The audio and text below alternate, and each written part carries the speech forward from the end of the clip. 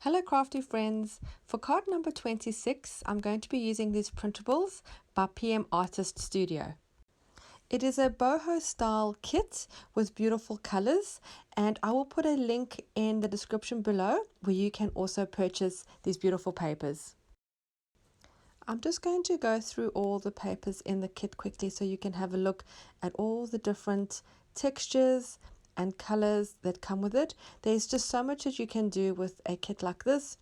You don't just have to make a journal, you can use it to alter things, and I'm going to do my altered playing card with some of these. Absolutely beautiful. It has almost like a 3D texture the way it is designed, and it looks like the texture is actually coming off the page, which makes it really effective.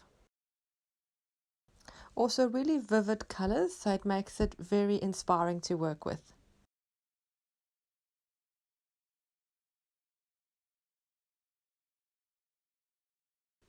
For this project, I'm going to be creating two altered playing cards. One I'll be keeping with the rest of my full deck challenge, and the other one I'm actually doing a swap with Mariah from PM Artist Studio. She too has created some altered playing cards with the kit, and I'll put a link to that in the description below as well, so you can see her work, and I'll be receiving one of her cards too. And believe it or not, this is the first time I've ever done a swap. To start, I'm going to pick the papers that I'm going to use for each card. I'm making each one slightly different, and I'm going to glue the paper down directly onto the face of the card with some Mod Podge. You could also use craft glue or gel medium. A lot of people ask me in this challenge if the suit or number of the card needs to be showing at any point in time to be considered an altered playing card. I don't really think it matters. Some of mine show through, some are totally covered. It really is up to you, and my full deck challenge doesn't have really any rules like that. So make it how you want. If you wanted some of the card to show, you could just tear some of the corners of the paper off so you could still see the number and the suit. It's not too late to join in my full deck challenge. You can find a Facebook group. Just search for Full Deck Challenge Group. And I'll also put the full playlist of the cards I've done so far. I'll put a link of that below, so it's easy for you to find if you'd like to join in. I'm going to use some turquoise acrylic paint and this stencil, which I think has quite a boho feel.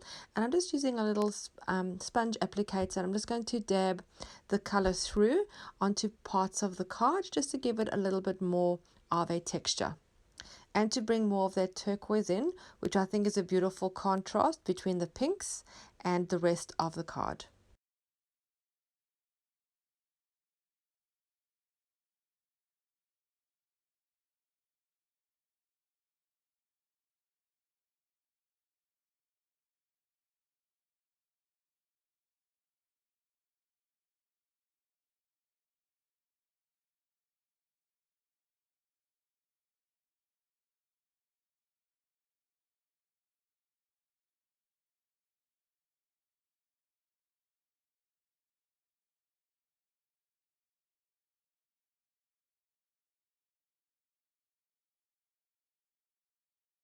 I'm also going to ink the edges all the way around each card with a turquoise ink.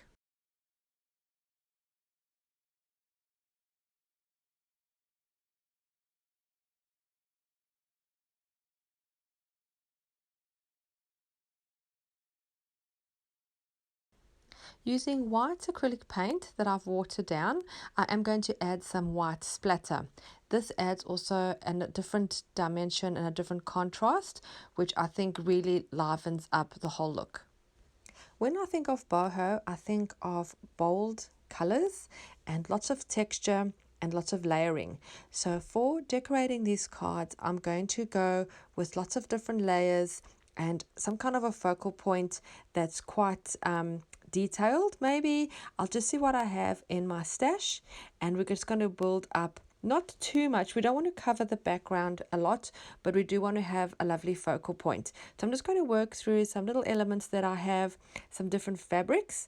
I don't have a lot of fabrics. It's just whatever fabrics I have. I have this pink with a bit of a sparkle on, and some burgundy that I'm going to bring in, and maybe some purple. And I'm just going to work with the layers until I have something that I think is balanced and pleasing to the eye and that complements the background. I'm using these little crocheted flowers as my focal point. They're a beautiful creamy gold color. And then I'm also going to cut out these elements from the digital print to put also in just behind that, just to bring a little bit more of the bold color through and that busyness of the boho. Once I'm happy with the placement of my elements, I'm going to glue those down with the hot glue. I'm not going to trim the fabric down to the card size. I am going to leave those ends spilling over the edges.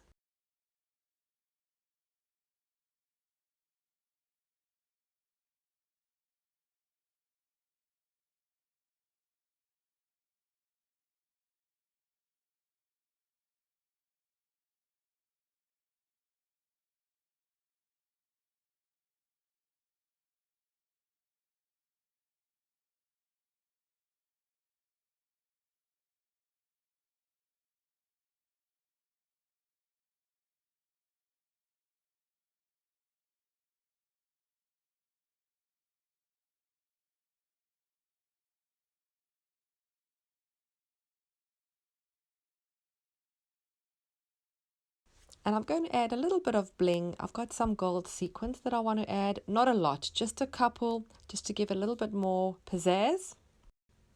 The glue I'm using is my Glossy Accents, actually only because it's got a very fine tip and I can get very little out for just underneath the sequin. You can of course use craft glue for this if you have an applicator that's got a very fine point, which I don't, or you could also just use a hot glue gun, but I find it a little bit more messy. So just adding my sequins, balancing it with the focal point, and I think that adds just what it needed.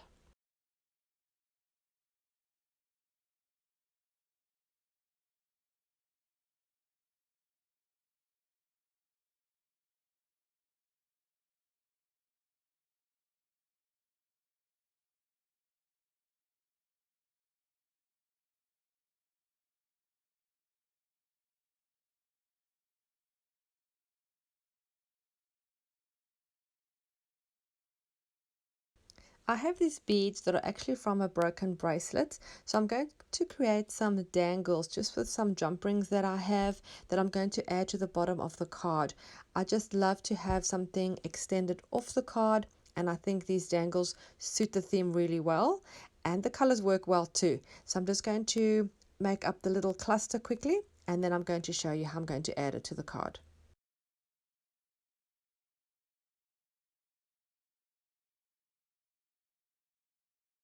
Before I add the dangle, I'm thinking that the center of the crocheted flower needs something a little bolder.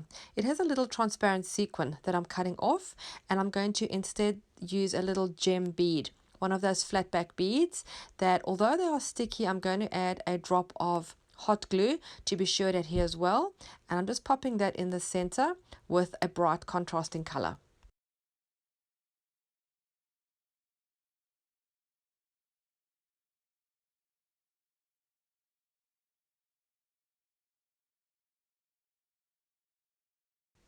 To add the dangle, I'm going to use a method that I saw on Pinterest by a lady named Sherry Canino. She had done some boho tags and had added her little dangles in this way, and I really liked it, so I thought I'll use that method. I just punch a hole with my hole punch where I want the dangle to be. I'm going to use a piece of fabric that I'm going to feed through the jump ring, and then I'm going to feed that through the hole and tie it off at the back.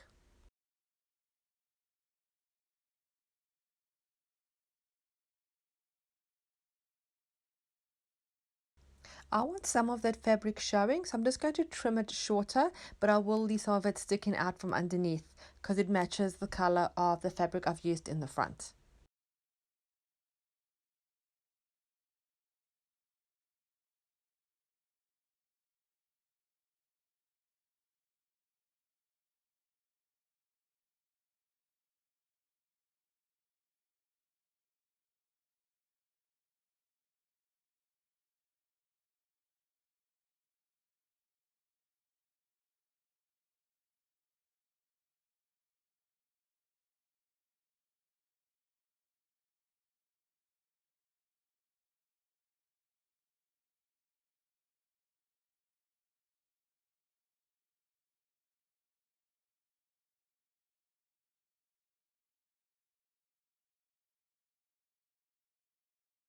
I really hope you enjoyed this video and you enjoyed watching me make these boho altered playing cards using the PM Artist Studio printables.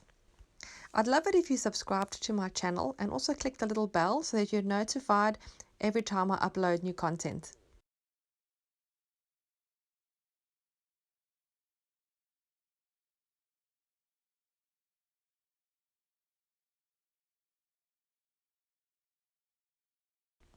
I hope this inspired you to create your own altered playing cards and maybe join in the full deck challenge. Thanks so much for watching. I'll see you again soon. Bye.